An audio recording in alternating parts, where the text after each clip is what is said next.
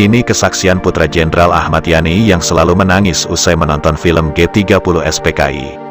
Putra Jenderal Ahmad Yani yang memberi kesaksian itu bernama Untung Mufreni. Kesaksian Untung Mufreni, salah seorang Putra Jenderal Ahmad Yani ini kemudian dituangkan dalam buku Saksi dan Pelaku Gestapo, Pengakuan Para Saksi dan Pelaku Sejarah Gerakan 30 September tahun 1965.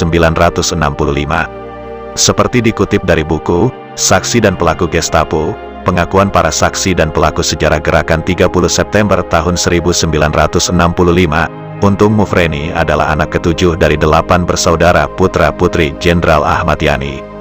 Ketika ayahnya diculik dan dibunuh komplotan G30 SPKI di rumahnya, usia Untung Mufreni masih 11 tahun. Menurut kesaksiannya, dialah yang terbangun malam itu dan menyaksikan dengan mata kepala sendiri bagaimana ayahnya diberondong tembakan oleh pasukan Cakrabirawa. Adiknya yang bernama Edi, 7 tahun usianya ketika itu, yang membangunkan bapaknya karena diminta oleh salah seorang anggota pasukan Cakrabirawa. Karena ada ribut-ribut saya terbangun. Di rumah itu kan ada semacam bar. Saya di situ saja, kata Untung Mufreni. Untung Mufreni pun kemudian bercerita.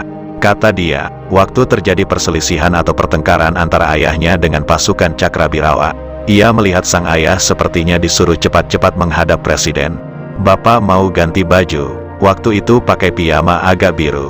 Tentara bilang tidak perlu, karena harus segera. Bapak memukul salah seorang Cakrabirawa. Kamu prajurit tahu apa? Kata bapak yang lalu membalikkan badan menutup pintu kamar. Waktu itulah bapak ditembak, kata Untung Mufreni. Lalu, kata dia, jenazah ayahnya diseret keluar. Untung masih ingat, ia dan saudaranya ketika itu mencoba mengejar dari belakang. Waktu sampai di pintu belakang, ada satu Cakrabirawa yang menghadap ke arahnya. Anggota Cakrabirawa itu mencegah dan mengancamnya. Kalau sampai keluar akan ditembak. Kami tidak jadi keluar, akhirnya, kami cuma menangis. Kami akhirnya mengintip dari jendela. Jenazah bapak diseret-seret sampai ke depan. Sesudah itu kami tidak tahan lagi. Mau coba telepon, kabelnya diputus, kata Untung Mufreni.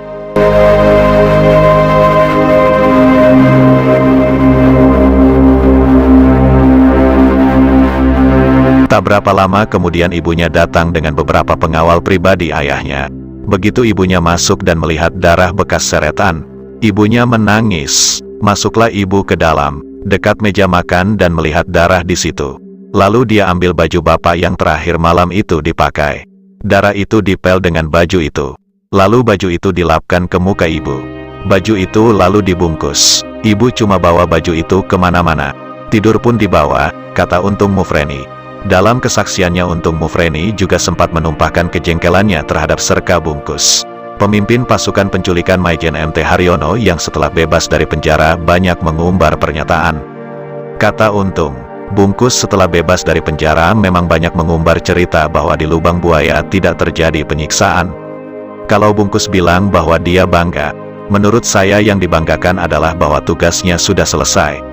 Dia kan ditugaskan untuk mengambil jenderal itu hidup atau mati. Itu sudah terlaksana. Takutnya, untuk generasi muda, mereka tidak tahu kejadian-kejadian itu. Jadi, inilah yang harus kita jelaskan. Kalau Pak Bungkus bicara seperti itu, bicara politik, bukan tempatnya. Yang perlu ditanyakan komandan-komandan di atasnya, tutur Untung Mufreni. Buat Untung, omongan Bungkus agak tidak berperi kemanusiaan.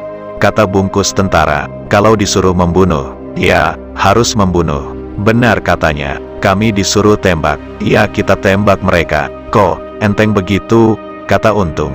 Untung juga sempat mengomentari film G30 SPKI. Untung mengaku, dirinya selalu melihat film itu tiap tahun ketika masih diputar. Setiap kali melihat film itu, ia selalu menangis. Apalagi saat adegan kejadian di rumah. Enggak mungkinlah kami akan lupa. Nah, lalu bagaimana kami enggak dendam?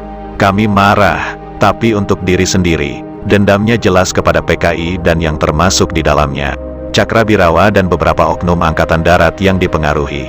Kalau soal menderita, ya, kami juga menderita, meski kami di luar penjara.